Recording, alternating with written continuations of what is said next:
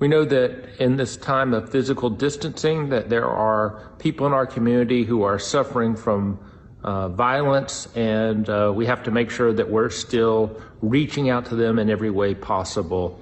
That was brought to the forefront as we saw our domestic violence statistics for March.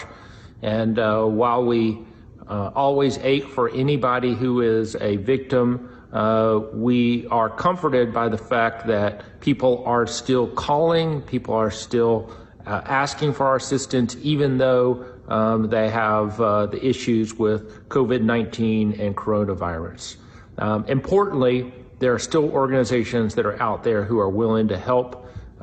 We have this long-term relationship with partnership, and the work that we do together to turn victims into survivors is among the most important that occurs in our city. So I want to take a moment and read a proclamation for Sexual Assault Awareness Month.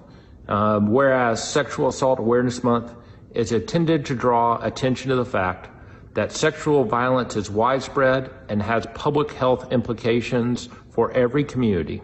And whereas rape, sexual assault, and sexual harassment impact our community as seen by statistics indicating that in the United States, 1 in 3 women and 1 in 6 men have experienced some form of contact sexual violence in their lifetime. And whereas we must work together to educate our community about what can be done to prevent sexual assault and how to support survivors.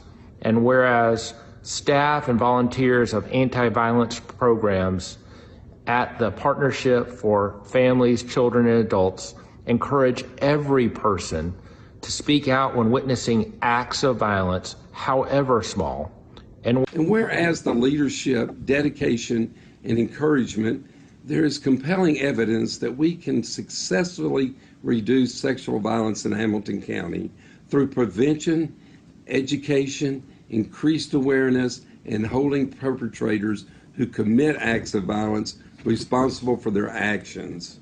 And whereas the partnership strongly supports the efforts of national, state, and local partners and of every citizen to actively engage in public and private efforts, including conversations about what sexual violence is, how to prevent it, how to help survivors connect with services, and how every segment of our society can work together to better address sexual violence.